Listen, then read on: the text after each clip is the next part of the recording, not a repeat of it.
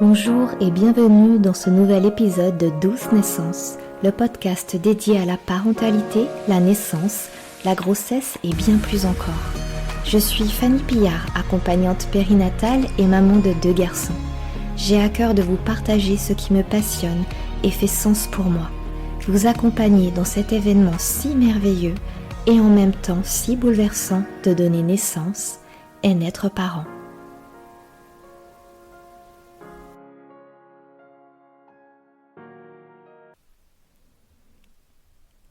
Les mots et les mots silencieux de la grossesse. Normal, banal ou plutôt révélateur. Aujourd'hui encore, il y a de nombreux préjugés et croyances autour de la naissance. On peut parfois entendre ces mots. Les nausées vont s'atténuer, c'est normal à cause des hormones. Pourquoi tu pleures? Regarde comme ton bébé est beau. Elle est à fleur de peau, c'est normal, c'est la chute des hormones. Ton accouchement s'est mal passé. Ce n'est pas grave, regarde. Le principal, c'est que vous soyez vivant et en bonne santé. En cas de fausse couche, t'inquiète pas, tu auras un autre enfant. Ou toute femme fait au moins une fausse couche dans sa vie. Mais tous ces symptômes, ces maux ou pathologies de la grossesse, comme le diabète gestationnel, la menace d'accouchement prématuré, sont-ils si anodins que cela ? Ne sont-ils pas révélateurs d'une charge émotionnelle, d'un conflit non résolu, de peur, que la grossesse vient réveiller? Il est important de comprendre le jeu émotionnel inconscient que la grossesse engendre, ce à quoi la femme enceinte va être confrontée durant sa maternité, autant physiquement qu'émotionnellement, peut venir résonner avec sa propre gestation et naissance ou d'autres gestations dans la lignée. Tout est important à prendre en considération de la préconception à la naissance. Bébé était-il attendu ou surprise? Le désir d'un garçon ou d'une fille, l'environnement, le vécu du papa, le vécu de la grossesse et celui de la naissance de bébé, l'histoire de naissance de maman et papa, le vécu des autres grossesses et naissances dans la famille, les deuils, etc.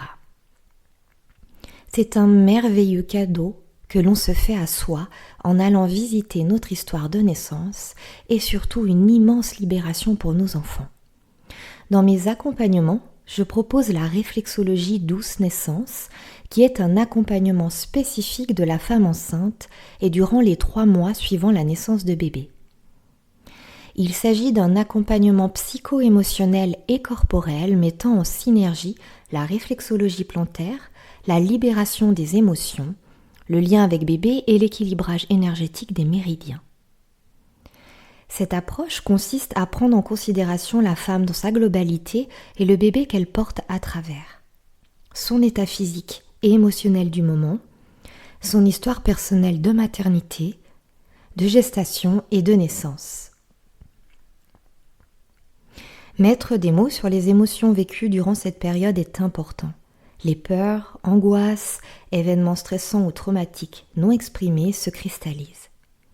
Bébé, n'ayant pas encore d'identité propre, peut s'approprier le ressenti et le vécu de sa maman.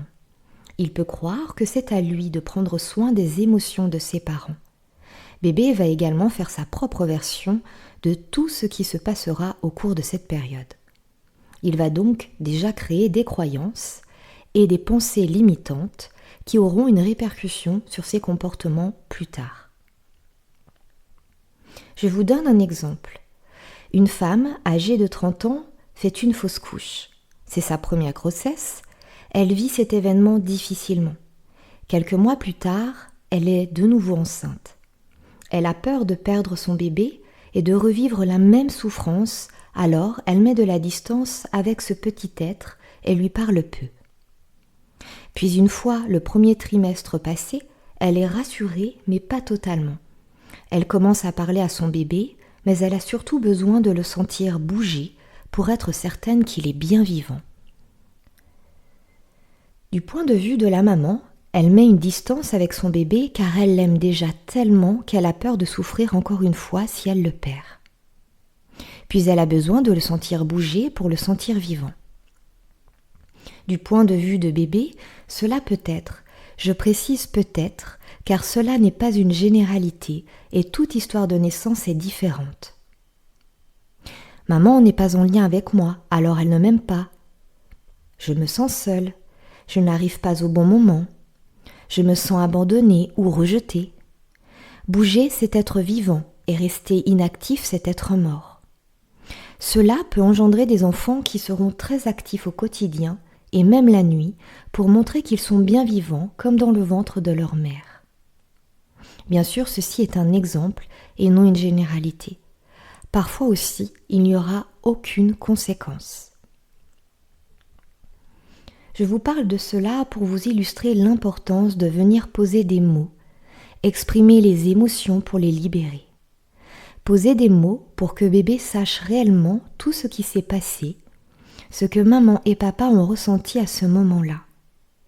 Raconter la vraie version viendra apaiser et rassurer bébé, et cela dès les premières semaines de gestation.